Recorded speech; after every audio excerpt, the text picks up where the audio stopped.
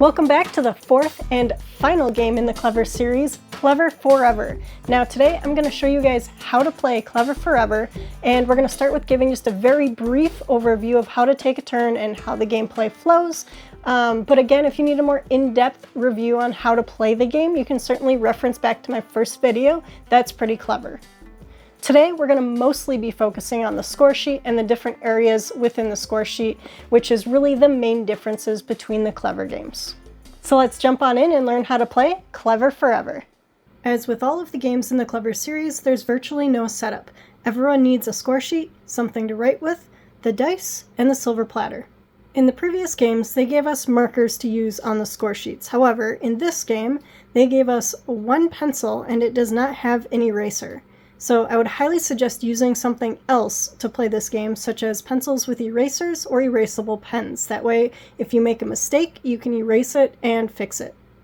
It's also hard to play this game with more than one person using one pencil. That's not very feasible to play this game because people are marking their selections at the same time, so you would have to wait to pass around this pencil to each person. As I said, if you want an in-depth look at how a turn works and how the game flows, you can go back to my first video in the series. That's pretty clever. For the purposes of this video, I'm just going to do a real quick overview on how a turn goes. The active player rolls the dice, they select one of the numbers that they want, and put it on their score sheet. They take the appropriate action, put any numbers less than the die they selected in the silver platter, and roll the dice again.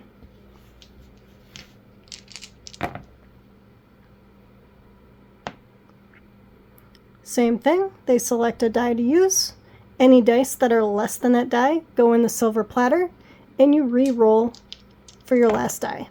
They make a selection, take the appropriate action, and the rest of the dice go in the silver platter for the passive players to use.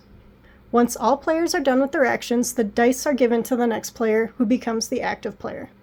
Let's take a look at the score sheet. As with the other games, our round tracker is at the top of the page. We can tell how many rounds we play based on how many people are playing. At the beginning of each round, we're going to cross off what round we're starting and take the appropriate bonus if there is one. Just like the previous games, we have bonuses such as rerolls and +1 dies. So as the active player, you can choose to reroll the dice if you have any of these reroll bonuses, and you can also choose to get an extra die to use that round by using a +1 die. The new bonus that we have in this game is called Polishing the Silver. As we go along, if we find these Polishing the Silver bonuses, we'll be circling one of these circles, and in order to use it, you cross it off, and you can add one or subtract one to one of our dice to make it a different value. You can use one or more of these bonuses at one time, so you could add or subtract a value by 2, 3, 4, however many of these circles you're using. In the yellow section, we have 3 different rows that we can write in numbers. We will be working our way in each row from left to right. In this first row, each consecutive number must be greater than the one before it. For example, if you write a 2 in this first box, the next number has to be a 3 or higher. So be careful about writing bigger numbers in these first couple spaces because you can't write any lower numbers later on. In the middle row, you'll notice there's minus signs in each box. Any numbers that you write in this row will be negative points at the end of the game. You'll add up all of the numbers you've written in this row, and that total number will go in this circle here. So that's how many points you'll be subtracting from your total points in this area at the end of the game. In this bottom row, you can see there's plus signs in each of these boxes. Those are going to be positive points for you at the end of the game. So it might be wise to write in bigger numbers down here in this bottom row. You'll add up all the numbers that you wrote in this bottom row, and the total will go in this last circle. Anytime you write a number in a box with a bonus below it, you receive that bonus. If you are able to complete a column with all 3 boxes having a number in it, you'll get the bonus points at the bottom. So if I'm able to fill these first 3 boxes here, I would get 10 extra points at the end of the game. For scoring the yellow section, you're going to add up any of these bonus points you have, add up any numbers that you had in this bottom row here, and then subtract any numbers that you wrote in this middle row. and that's going to be your total score for this section. In the blue area, as always, we're going to be using the blue and white die combination. So if you choose to use the blue or white die in this section, you're going to look at those dice and find the values. So let's say you rolled a blue 4, you're going to come down here to the blue 4, and let's say you rolled a white 6. So you're going to go over here to the white 6, and that's what you're going to cross off. In order to get the bonuses or points in this section, you need to have at least 2 X's to receive that. So if you have 2 X's in this top row, you would get a bonus green. If you have 2 X's in the one column, you would get the 7 points at the bottom.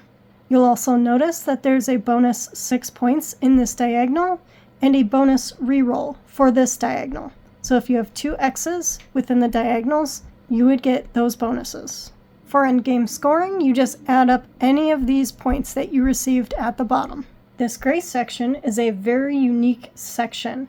As you can see, there's 3 different colors. There's a dark gray, a light gray, and a white. To play in this section, you'll use either the gray dice or the white die, and you're going to be working to cross off different shapes. So let's say you have a 4 for your gray die, you would be able to cross off this 4 light gray piece right here. Just like other sections, we're going to be working our way left to right. So you need to start with either this single dark gray space or this light gray 4 space. When marking off different shapes, you must fill in the complete shape. So to cross off these squares here, you would need at least a 4. If you use a 5 die, you would be able to cross this shape off, but the 1 extra space that you would be able to cross off is wasted because this is only 4 spaces. The die value has to be greater than or equal to the amount of spaces you're crossing off. For example, to cross off this white shape here, you would need a 5 or a 6 in order to cross off this shape. If you cross off a shape that includes a bonus in it, you immediately get that bonus. You can only cross off shapes immediately adjacent to ones that you already crossed off. So again, we start with one of these 2 here. So let's say we decide to cross off this 4. Then the next time we use a die in this section, we could either cross off this single space, or if we have a 5 or 6, we could cross off this bigger 5 piece, or if we have a 2 or more, we could cross off this dark gray 2 piece. To get points in this section, you must cross off all boxes in a column. So if I can cross off all 4 of these boxes, you would get 1 point. If we cross off all the boxes in this second column, we would get 2 points. The further to the right we can make it and cross off all boxes in a column, the more points we're going to get. As a bonus in this section, we can also earn foxes. If we're able to cross off all of the white shapes, we would get the white fox. If we're able to cross off all of the light gray or dark gray shapes within this puzzle here, we would get a fox. If you cross off this whole puzzle and all of the squares in it, you would get 3 foxes. For scoring, you look up here and find all of the columns that you have completed and have crossed off all of the boxes. Add up all of those points and that's going to be your score for that section. In the green section, each box is split up into 2 sections. We're going to have bottom numbers and top numbers. In order to get the bonuses in the green section, you must write a number in the bottom spot. As always, we are working our way left to right. So we would have to fill out the first box first. If you put a number in the top part of the box, you do not get the bonus.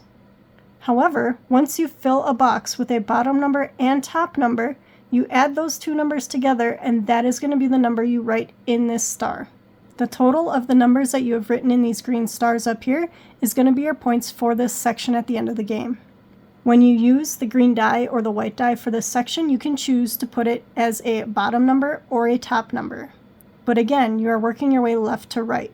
So I could write 2 bottom numbers here, and then maybe I want a bigger number over here as a top number to give myself more points. So again, any bottom numbers give you the bonuses at the bottom of the boxes. Top numbers just get added to the bottom numbers to form your score that you'll have at the end of the game. In the pink section, you can see the rules at the very bottom of the page here. Ones don't count for anything. So you can put a 1 in one of the boxes, but it doesn't really give you anything. You don't get the bonus, and it really just gives you the points that are above it.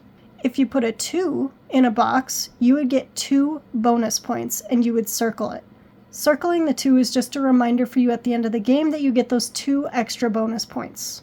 If you're using a 3 in this section, it allows you to write 2 3s. So if I use a 3 here, I would then be able to write a second 3 in this second box. So you're making it further up the line. With 3s, you also do not get any bonuses. This just gets you further down the line for more points at the end of the game. If you're using a 4 in this section, kind of like the 2, you would just circle it, and that would give you 4 extra points at the end of the game. 5s and 6s are the only numbers in this section that will give you the bonuses at the bottom.